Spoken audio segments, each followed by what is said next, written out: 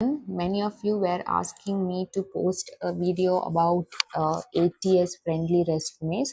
So today I'm going to talk about that. So ATS resumes are actually, we now all the companies are working on ATS software where you have to apply in the company's website. Okay, when you see a company job postings in their website, you will be applying to the particular job. In case if for example, you are going to apply for a warehouse specialist position. So if you are going to apply that, the recruiter would have posted that in his or her website, company's website. So when you upload your resume, this resume will sit in the job posting which is in the ATS software also. Okay, so I'm going to tell you how you can make a resume as a ATS friendly one, and how you can make the recruiters to view your resume and make it an understandable one.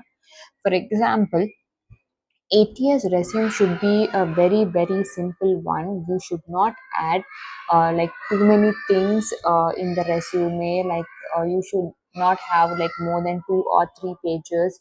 And if you can complete it in one page, it will be very good. And also, you should use simple headings, and then also you should mention all the details very simple and clear way. So let us start now. So first you have to mention your name, okay, and that should be in bold, your name. And after that, you can mention it as career objective or just objective. Okay, you should use only simple words. Instead of that, don't use fancy words. It will not get like grabbed by the ATS sometimes. Okay, in that way, sometimes these resumes will get rejected.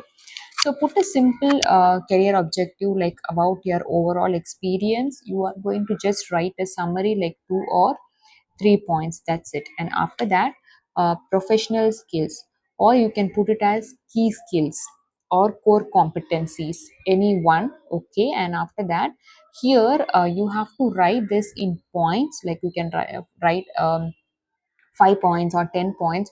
If you worked in 3 or 4 companies, and if you have 3 or 4 different experience. For example, you have worked as a warehouse manager or something, and then you worked as an HVAC, and you worked in admin. So in that, like what mainly you have done, okay, what a recruiter will actually look into. Okay, so when you take warehouse, so you can mention it as stock taking, and then you can mention inventory maintenance, and then you can mention like shipping and transportation.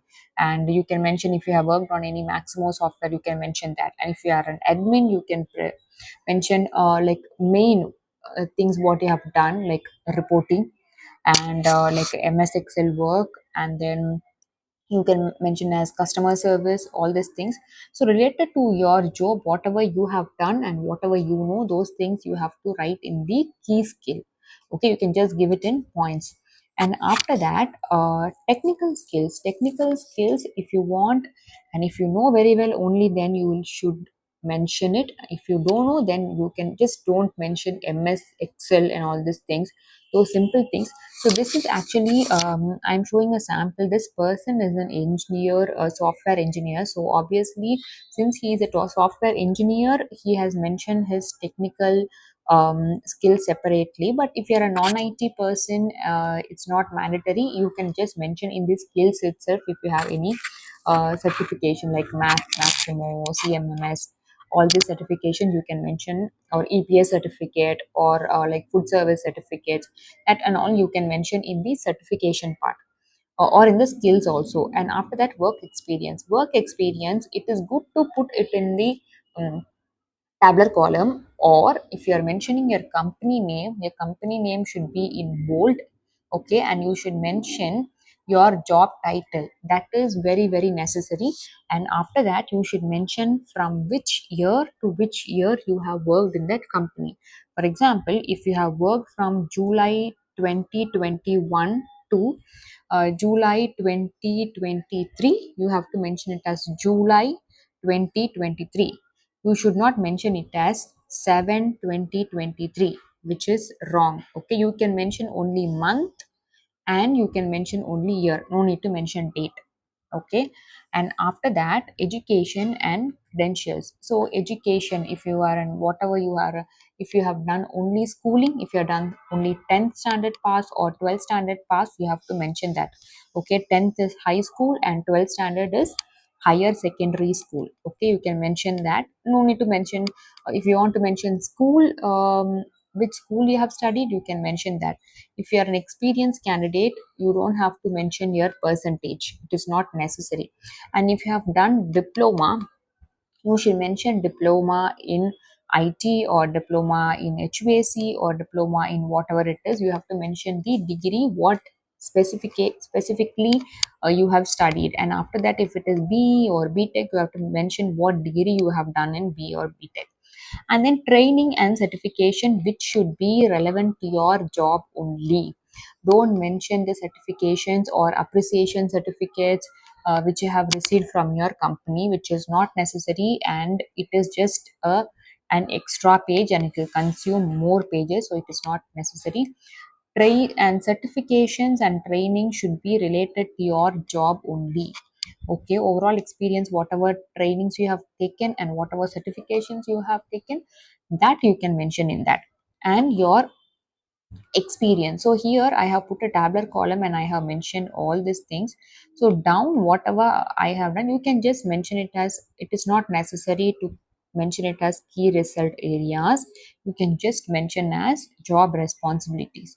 So cloud support associate, I have mentioned it as cloud support. Then second one is system engineer. Below this I have mentioned it as a system engineer. And then next. So likewise it was mentioned. So if you don't want to put tabular column, you can just mention it as here down. Okay, Fabno Technologies he has worked, and you can put it as a dash and then the job title. Below that you can put the period of working, like that you can mention it. And after that, personal details.